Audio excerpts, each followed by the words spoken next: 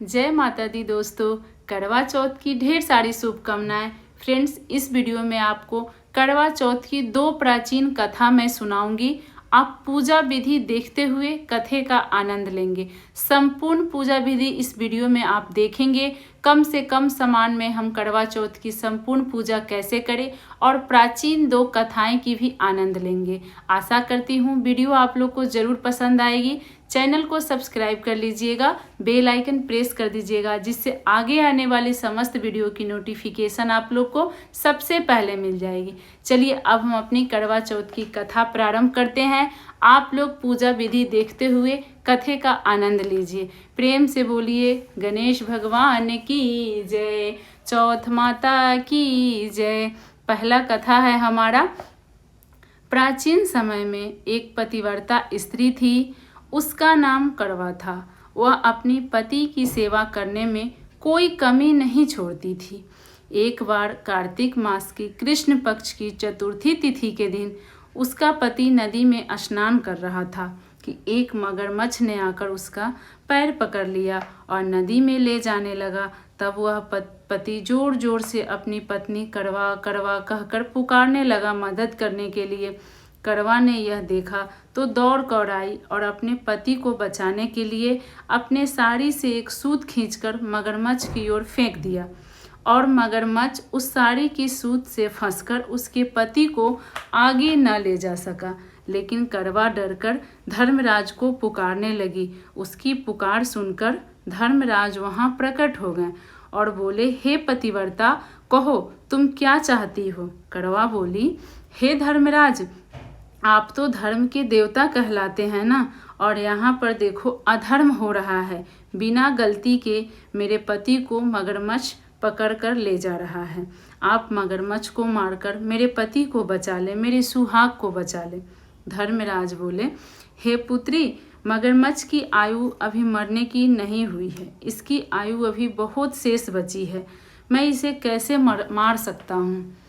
करवा बोली, भगवान, आप धर्मराज क्यों कहलाते हैं जब अधर्म का नाश नहीं कर सकते हैं। यहाँ पे अधर्म हो रहा है। मगरमच्छ में बिना गलती के मेरे पति को पकड़ कर ले जा रहा है, इसलिए आपको मगरमच्छ को मारना होगा। करवा की बात सुनकर धर्मराज मौन हो गए। धर्मराज के मौन होने के बाद करवा बोली, आप मौन क्यों हो गए प्रभु। अगर आप मेरी मदद नहीं करेंगे तो अब मैं ही इस नदी को नष्ट कर देती हूँ और नदी सहित मगरमच्छ को मार देती हूँ।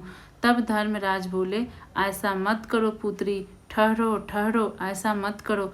तुम एक पतिव्रता नारी हो। अगर तुम ऐसा करोगी तो नदी नष्ट हो जाएगा, सभी प्राणी दुखी हो जाएंगे। ऐसा कहकर धर्मराज ने करवा के पति को छुड़ाकर मगरमच्छ को सीधा यमपुरी भेज दिया और कहा, हे देवी, आज कार्तिक कृष्ण पक्ष की चतुर्थी तिथि है। आज श्री गणेश जी की पूजा का दिन है। आज से तुम्हारे करवा नाम से यह गणेश चतुर्थी प्रसिद्ध होगी। इस दिन जो सुहागिनें अपने पति की दीर्घायु के लिए चंद्रोदय होने पर चंद्रमा को अर्घ देकर पति पूजन करेगी, उसके बाद छलनी से अपने चांद को देखकर और पति को देखेगी, उसका पति हमेशा दीर्घायु होगा, वो सदा सुहागन रहेगी और उनकी समस्त मनोकामनाएं पूर्ण होगी। और तुम्हारा पतिव्रत धर्म भी धन हुआ जो तुमने अपने पति के प्राण बचाएं। और उसी समय से यह करवा चौथ व्रत पतिव्रताओं के लिए प्रसिद्ध हुआ। हे चौथ माता, जैसे पुण्य फल आपने करवा को प्रदान किया, वैसे ही समस्त पतिव्रता नारी को करवा चौथ के व्रत का फल प्रदान करे। उनके पतियों को भी दीर्घायु करे, समस्त सुख की प्रदान करें और हमेशा जोड़ी बना कर रखें। चौथ माता की जय, गणेश भगवान की जय। करवा चौथ की हमारी ये पहली कथा समाप्त होती है। यहाँ से हमारी करवा चौथ की दूसरी कथा प्रारंभ होती है। प्रेम से बोलिए गणेश भगवान की जय। करवा चौथ की दूसरी कथा। एक साहूकार के 7 लड़के और 1 लड़की थी। सेठानी के सहित उसकी सभी बहुओं बेटियों ने करवा चौथ का व्रत रखा। रात्रि को साहूकार के लड़के भोजन करने लगे तो उन्होंने अपनी बहन से भोजन करने के लिए कहा। इस पर बहन ने उत्तर दिया, नहीं भाई, अभी चांद नहीं निकला है, उसके निकलने पर मैं अर्घ देकर भोजन ग्रहण करूंगी।